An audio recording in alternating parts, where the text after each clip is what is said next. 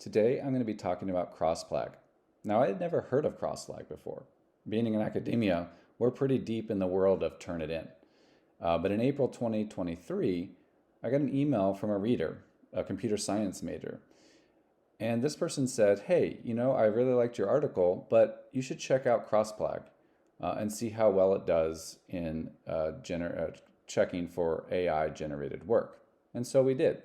And so today I'm going to be running through what it is, a little look at the UI, and go through some examples. Examples that an AI wrote and examples that I wrote, and see how well Crossplag does. Today we're going to be using ChatGPT 3.5. Now this is the main screen once you create an account and you go into their AI content detector. Now it's in beta, as you can see there, so that's important to keep in mind. They also have down below a disclaimer. It says AI content detector is based on a fine-tuned model of Roberta using the OpenAI dataset. It also says that AI content detector is testing phase and not yet available for institutions. So Crossplag offers an individual account, and that's what I signed up for. They're also trying to aim their product at institutions as sort of a competitor to Turnitin and trying to get contracts with institutions itself. But as an individual, faculty, staff, or student, you can sign up and get access to the beta like I did here. Now the UI is very clean and modern. But that comes with some drawbacks we'll look at later. In the results section, you'll see an AI content index. 0, that it thinks 100% was written by a human, all the way to 100% that it thinks an AI wrote it, and everything in between, which it calls mixed. It'll give you a little short snippet of text that tells you about what it found. So let's dive in and look at some examples. The first example is, what did C. Wright Mills mean by the sociological imagination? Now, the sociological imagination is a foundational concept in sociology.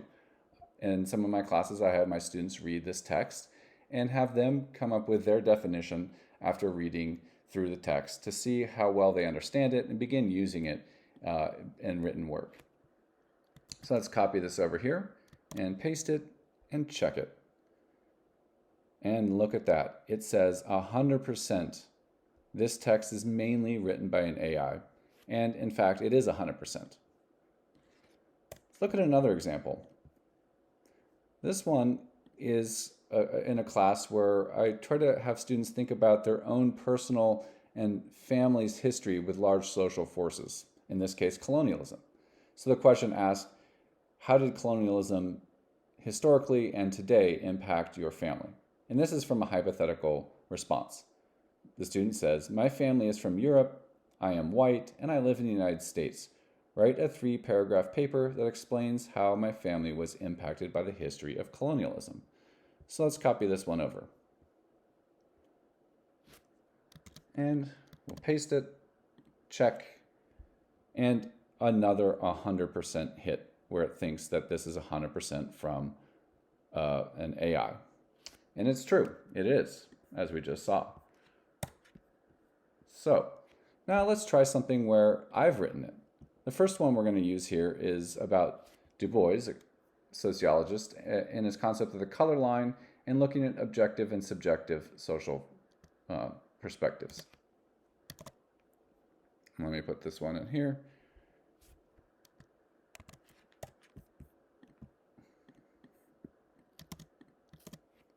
And let's check it. Now, it gives a report of 21%. And I guarantee you and promise you that I wrote this 100%. I did not use AI to write any of this. And yet it does think that it's almost in that border zone between mixed. It says this text is mainly written by a human. Okay, so that's an interesting result.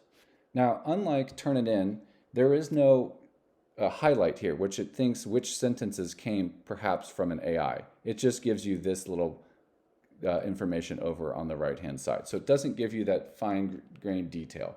And that's one of, I think, its shortcomings with Crossplag, as it is right now, is that it doesn't have any extra context about what perhaps was written by an AI. It just says 21%. But I wrote that one. Let's check another one. This one is exploring the concept of social labor, a sort of Marxian concept. So let's paste this. Now I wrote this one, and let's see what it says. and it says 1%. This text is mainly written by a human. And in fact, I wrote the whole thing without the assistance of an AI. And so it got that pretty good. So with these 4 examples, we can see that it got the ones from ChatGPT 3.5 100%. One of mine was at 1%, could really be 0. And one of mine was at 21%. It thought there was some mix in there, which I find that's kind of interesting. And I will end by saying it has a fast, clean, intuitive interface, but there's not a lot of context. It doesn't give you that extra sort of data that you might want to use as a faculty or a student to kind of understand where you're writing, what parts are coming from an AI or what parts are from you, and that can be a shortcoming. But in some of the cases here, we saw that it did a good job. So thanks for watching, and if you like the content, hit the like button. And if you want to follow along with our other videos on the impacts of ChatGPT in higher education, consider subscribing. Thanks a lot.